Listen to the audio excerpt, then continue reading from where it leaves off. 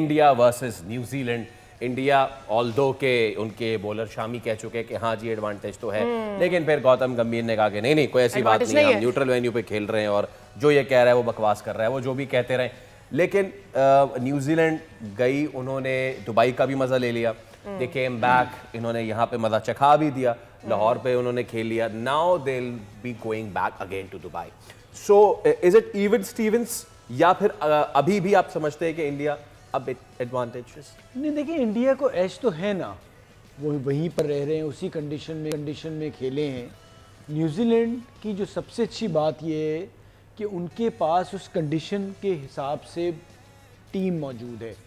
उनके ये जो स्पिनर्स जैसे तनवीर बात कर रहे हैं, उनके पास वो स्पिनर्स हैं कि जो इंडिया को तंग कर सकते हैं। हमने ऑस्ट्रेलिया के मैच में भी देखा और हमने कल ये बात भी की थी कि वो जो 300 रन के जो एक टारगेट था, अगर वो होता जी तो सिचुएशन मुख्तलिफ होती।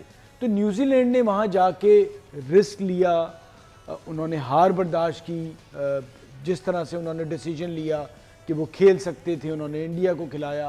तो उन्होंने तैयारी यही सोच के की होगी कि हम अगर फाइनल में पहुँचते हैं तो हमारे लिए कोई ऐसी चीज़, क्योंकि फाइनल में आपके हाथ में टॉस नहीं होता, ठीक है, तो वो तैयार हैं। साथ साथ वो पाकिस्तान में भी इसी कंडीशन में क्रिकेट खेलते हुए आ रहे हैं, वो इंडिया को भी स्पिनर्स के साथ हरा के आए हैं। तो वो एक ऐसी टीम तो है कि जो इंडिया को हरा, उन सबके बावजूद इंडिया को एज है, लेकिन न्यूजीलैंड भी एक ऐसी टीम है कि जो इंडिया को हरा सकती है। वो जिस तरह की क्रिकेट ओवरऑल चैंपियंस ट्रॉफी में, उससे पहले ट्राई नेशन सीरीज में खेलती हुई आई है, तो मुकाबला बराबर का होगा, बट इंडिया को एज जरूर है। ठीक, अच्छा, एज होना एक अलग बात है, ऑन पेपर किसी भी एक टीम का पलड़ा भारी होना एक अलग बात है।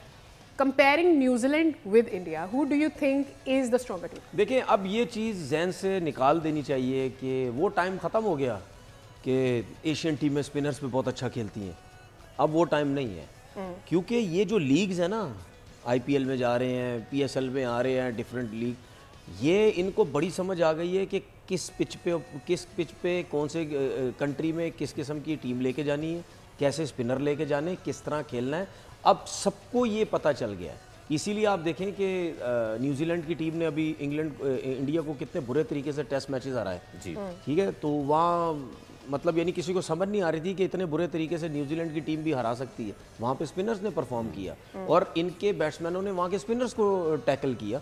तो चाहे वाइट बॉल क्रिकेट भी हो, अब ये नहीं हो सकता कि आप न्यूजीलैंड को बड़ी आराम से आउट कर दें, या आप न्यूजीलैंड जो है वो इंडिया के बैट्समैनों को आराम से आउट कर दे। प्रेशर अब दोनों के ऊपर है। साइकोलॉजिकल एज भी नहीं है इंडिया को। देखिए, मैं तो सिर्फ एक एज की बात कर रहा हूँ जो सुबह से लेकर रात तक, शाम तक वही खेल रहे हैं। और गौतम गंभीर की बात एक बता दूं, मुझे बड़ी हैरानगी हुई।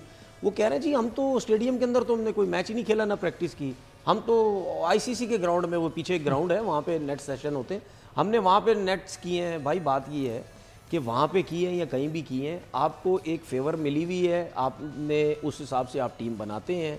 मैं बार बार कहता हूँ, पाकिस्तान में होते हैं, मैं देखता हूँ 4 स्पिनर कैसे खिलाते हैं, और वो कह रहे हैं कि हमने तो 2 जेन्युइन स्पिनर खिलाए। भाई आपके 2 जेन्युइन वो स्पिनर जिनको बैटिंग नहीं आती, बाकी 2 जो वो तो प्रॉपर बैट्समैन भी हैं, तो स्पिनर के साथ तो 4 स्पिनर के साथ तो आप जा रहे हैं, तो फेवर कैसे नहीं मिली आपको भाई? ना आप ट्रेवल कर रहे हैं, ना आप कुछ कर रहे हैं। जब आप यहाँ आते, आपकी सोच बदलती, आप टीम बदलते, आप स्पिनर्स बदलते, आप हो सकता है 3 फास्ट बॉलर के साथ चले जाते, 3 स्पिनर के साथ चले जाते, तो वो ये चीज़ें हो सकती हैं।